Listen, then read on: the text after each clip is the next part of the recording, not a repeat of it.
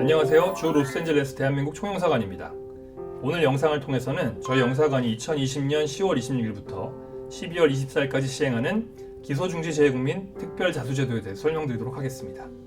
영상을 보시기 전에 본 제도는 대한민국에서 기소중지된 재외국민에 대해서만 적용되는 제도입니다. 이미 시민권을 취득하신 외국인에 대해서는 적용되지 않습니다. 또한 사기, 횡령, 배임과 같은 5대 채무불이행형 재산범죄, 그리고 IMF 기간 중 발생한 관련 범죄에만 적용됩니다. 절도, 위조, 폭행 등의 다른 범죄로 기소중지된 분들께는 적용되지 않기 때문에 이런 점을 우선 참고하시기 바랍니다. 또한 특별자수기간 중에만 특칙이 적용된다는 점도 기억해 주시기 바랍니다. 본 영상은 대검찰청 내규인 기소중지 재외국민 사건 처리 지침의 내용을 쉽게 풀어 설명드리는 것입니다. 제가 설명 중 지침이라고 하면 이 기소중지 재외국민 사건 처리 지침을 의미하는 것입니다. 그리고 반복해서 나올 두 가지 용어를 미리 설명드리려고 하는데요. 첫 번째는 기소중지입니다. 범죄 혐의가 인정될 여지가 있지만 피의자가 외국으로 출국하는 등 현재 소재를 확인할 수 없어서 사건을 종결짓지 않고 중지시켜 놓는 처분을 기소중지라고 합니다. 다음은 사건 제기입니다. 기소중지되어 있는 사건 피의자의 소재가 파악되는 등 수사를 다시 시작할 사유가 생겼을 때 중지시켜 놓은 사건을 다시 시작하는 처분을 사건 제기 또는 제기 결정이라고 합니다. 이 두 가지 용어를 염두에 두시기 바랍니다. 그럼 설명 시작하겠습니다. 오늘 설명은 첫째, 기소중지자 특별자수가 무엇인지, 둘째, 어떤 범죄에 적용되는지, 셋째, 어떤 특칙이 적용되는지, 넷째, 신청 방법이 무엇인지를 순서대로 설명드리고 마지막으로 Q&A를 진행하도록 하겠습니다. 기소중지된 재외국민이란 어떤 범죄로 대한민국 검찰에서 기소중지 처분을 받은 분들로 현재 외국에 있어 한국으로 입국하여 조사를 받는 것이 용이하지 않은 분들을 의미합니다. 특별자수제도란 이러한 재외국민이 스스로 소재를 밝히고 사건을 다시 시작해달라는 제기 신청을 하였을 때 세 가지 특칙을 적용해주는 제도입니다. 세 가지 특칙이란 피해자에 대한 정보 제공, 조사에 관한 특칙, 그리고 처분에 관한 특칙을 말합니다. 그 내용은 뒤에서 자세히 살피겠습니다. 본 제도는 IMF 등 국가 경제 위기 상황에서 발생한 채무 불이행형 재산 범죄는 개인만의 잘못이 아니라 경제 정책 운용에서의 실책, 국제 경제 상황에 영향도 있었다는 점을 고려하여 시작되었습니다. 하지만 현재는 그 범위를 확대해가고 있습니다. 혐의자의 국외 장기 체류로 인해서 미해결 상태인 사건을 다시 시작하여 재외국민에게는 불안정한 법적 지위를 해소하고 피해자에게는 피해 구제의 기회를 제공하는 데 제도의 주된 목적이 있습니다. 대한민국 외교부와 대검찰청이 협력하여 2013년부터 매년 연말에 시행하고 있는 제도입니다. 그럼 본 제도는 어떤 범죄에 적용될까요? 첫째, IMF 기간 중 발생한 각종 재산 범죄에 적용됩니다. IMF 기간이란 1997년에서 2001년까지를 말합니다. IMF 기간 중 부도수표 발행 등으로 발생한 부정수표 단속법 위반 사건, 해당 기간 중 임금 미지급 등으로 발생한 근로기준법 위반 사건, 그리고 사기, 횡령, 배임과 같은 채무 불이행형 범죄에 적용됩니다. 제도를 확대하여 현재는 IMF 기간 중 범죄가 아니라고 하더라도 고소고발이 취소된 재산 범죄, 합의가 사실상 된 것으로 볼 수 있는 경우에도 적용하고 있습니다. 형벌이 벌금형뿐인 범죄는 재산 범죄 여부를 떠나서 적용 대상이 됩니다. 또한 지침은 합의에 준하는 경우를 정하고 있는데요. 피해자가 만약 개인이 아니라 은행, 상호저축은행, 여신전문금융회사, 대부업체인 경우에는 원금 및 이자를 공탁한 경우 또는 피해 원금이 1,000만 원 이하인 경우에는 고소고발이 취소되지 않았더라도 합의에 준하여 특칙을 적용하고 있습니다. 기소중지되어 있는 재외국민이 특별자수기관에 사건 제기를 신청하면 세 가지 특칙이 적용됩니다.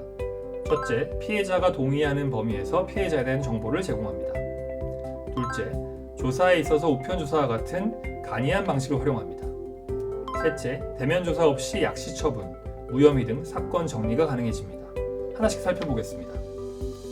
제기 신청한 재외국민이 합의를 위해 피해자의 연락처와 은행 계좌 정보를 문의하면 담당 검사실에서 이를 확인하여 줍니다. 물론 피해자가 동의하는 범위에서만 가능할 것입니다. 이때 담당 검사나 수사관, 본 영사관에서 합의의 구체적인 방법과 절차를 안내해 드릴 수는 없습니다. 합의는 스스로의 노력으로 하셔야만 합니다. 담당 검사실에서 합의를 위해 일정한 기간을 부여해 줄 수 있습니다.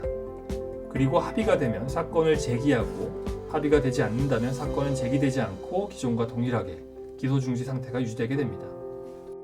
조사에 관한 특칙에 대해 말씀드리겠습니다. 고소고발이 취소된 경우 및 합의에 준하는 경우 사건은 제기가 됩니다. 그리고 혐의 판단을 위해 외국에 있는 피의자를 조사하는데 이때 조사는 이메일, 우편, 전화녹음, 화상 면담과 같은 비대면 방식으로 이루어집니다. 한마디로 한국으로 들어갈 필요가 없는 것입니다. 피의자의 이야기를 한 번도 들은 적이 없기 때문에 이러한 방식으로 피의자의 이야기를 듣고 혐의 유무를 판단하게 됩니다. 이미 피해자와 합의가 되었기 때문에 정리의 수순을 밟아가는 것입니다. 만약 해외에 있던 피의자가 피해자와 합의를 모두 하고 한국에 입국하여 조사를 받겠다고 한다면 자진 입국하는 피의자에 대해서 불구속 수사가 이루어질 수 있도록 지명수배를 입국 전에 해제하여 주기도 합니다. 보통 금액이 비교적 큰 재산 범죄를 범하고 해외로 출국했다면 이미 체포영장이 발부되어 입국 시 바로 체포되는 경우가 일반적입니다. 설령 합의가 되어 있다 하더라도 본 제도를 통하지 않는다면 체포를 면하기는 어려운데요. 피해자와 합의 후 특별 자수한 재외국민에 대해서는 수배를 해제하고 입국할 수 있도록 특칙을 만든 것입니다. 처분에 관한 특칙입니다. 검사는 위에서 말씀드린 간이한 조사를 바탕으로 사건 처분을 내리게 됩니다. 단순 채무불이행으로 판단해서 사기죄, 횡령죄 등의 재산범죄가 인정될 여지가 없다면 무혐의로 그대로 종결됩니다.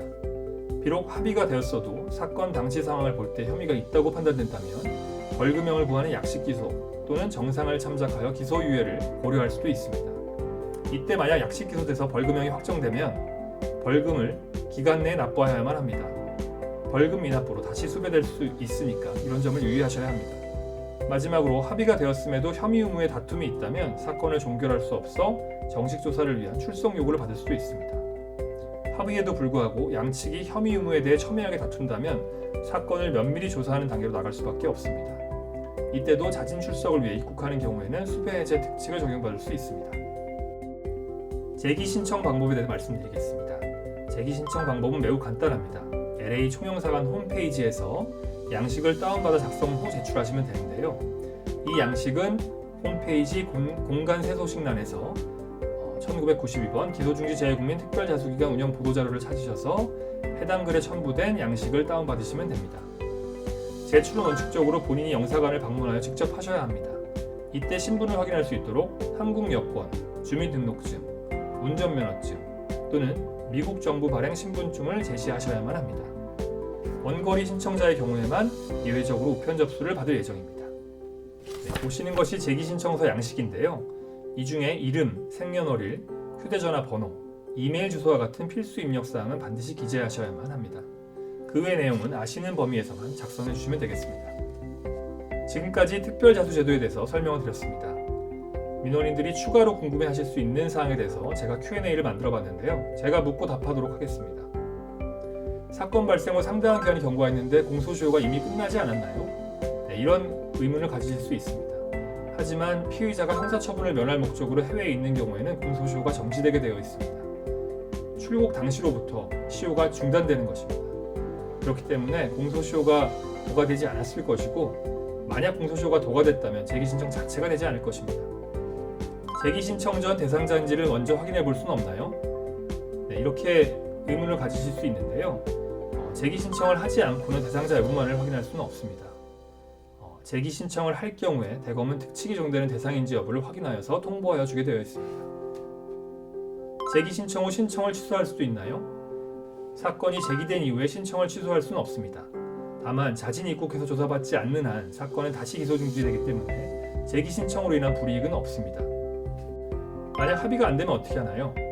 피해자와 합의하지 못한 경우 사건이 제기되지 않고 간이방식 조사를 받을 수도 없습니다. 다만 자진 입국해서 조사를 받으면 형법상의 자수에 의한 형감면 효과를 받으실 수 있기 때문에 이런 점도 한번 생각해 보시기 바라겠습니다. 제기 신청하면 미국 연방정부나 주정부에 범죄 사실이 통보되거나 불이익이 있지는 않는가요? 제기 신청한다고 해서 주재국에 범죄 사실이 통보되거나 수배되는 것은 없습니다. 특별자수 자체만으로 불이익이 생기지 않는다고 말씀드릴 수 있습니다. 국내 소환 조사는 면제되는 건가요? 제가 설명드렸지만 무조건 면제되는 것은 아닙니다. 우선은 간이 조사 방식으로 진행을 하되 조사 없이 처분이 어려운 경우라면 정식 출석 요구를 보낼 수도 있습니다. 다만 합의가 이미 된 사건이기 때문에 종결을 우선 고려하게 될 것입니다. 한국에 법무부에서 소환 조사를 받다 구속될 수 있는 것 아닌가요? 이런 걱정을 하실 수 있는데요. 고소인 등과 이미 합의를 한 경우라면 국내 소환 조사 시 불구속 상태 조사를 받는다고 제가 설명드린 바 있습니다. 그렇기 때문에 구속을 걱정할 필요는 없습니다. 하지만 대상 사건 외에 다른 사건으로 구속되는 경우는 별개의 문제이기 때문에 다른 사건이 더 있진 않은지는 본인이 잘 살펴보셔야 할 것입니다. 네, 지금까지 기소중지 재국민 특별자수제도에 대해 설명드렸는데요. 더 문의사항이 있으시다면 저희 총영사관 대표번호 13385-9300에 전화를 하셔서 익스텐션 넘버 305를 누르시면 제가 더 구체적 답변을 드리도록 하겠습니다. 또한 이메일 consult-la@mofa.go.kr로 문의 주셔도 제가 답변 드리도록 하겠습니다. LA 총영사관에서 시행하는 기소중지 재국민 특별자수제도에 대해 관심 가져주셔서 감사합니다. 만약 기소중지되어 있는 재국민이시라면 이번 기회를 통해서 불안정한 법적 지위를 해소하시기를 바랍니다.